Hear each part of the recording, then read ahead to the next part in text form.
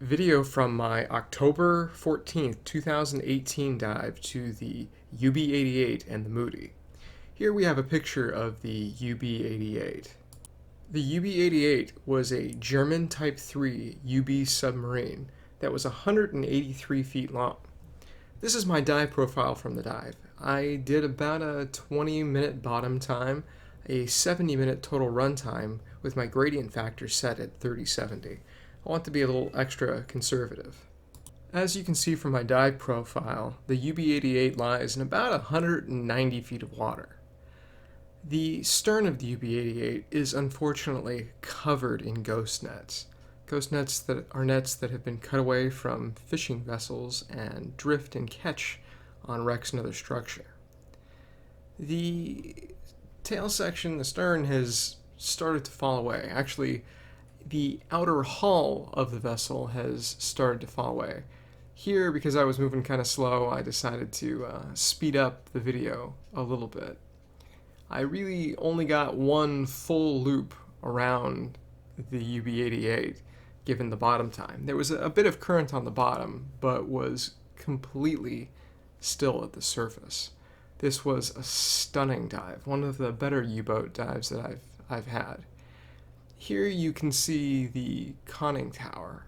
I mean, once again, this is 190 feet down, and there's still an incredible amount of light. You can also see how these wrecks form an artificial oasis for fish and other life.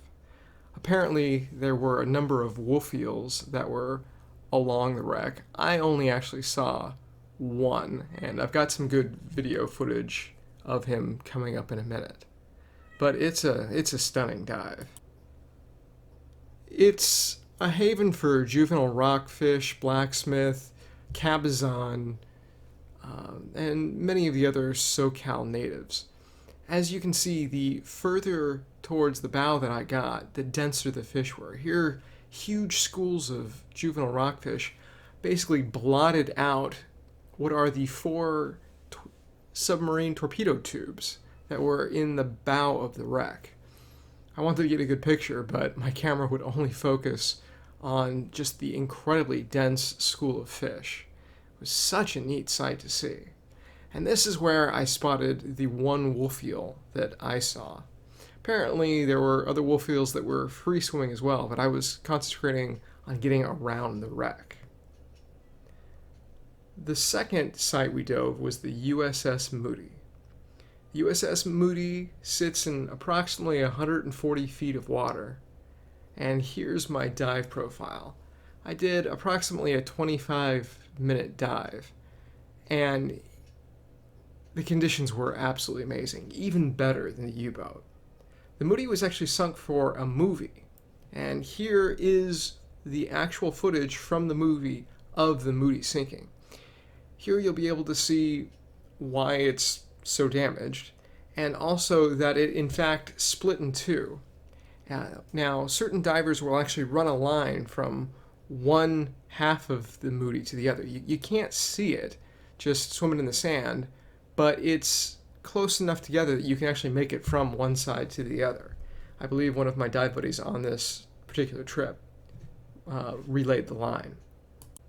After its destruction in the movie Hell Below, it, of course, became an artificial reef, an oasis in a sea of sand.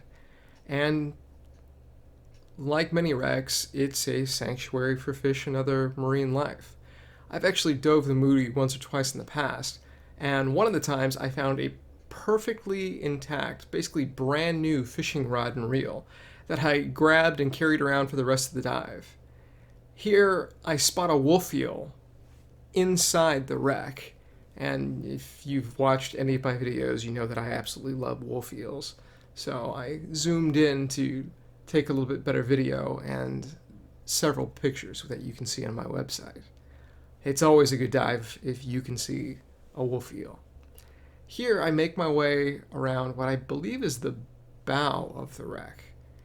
Again, this is 140 feet down, and there is this much ambient light. The viz on this particular set of dives was something in the neighborhood of 50 to 70 feet, depending on where you were. absolutely stunning dives. I really hope to get another opportunity to dive it under conditions like these again.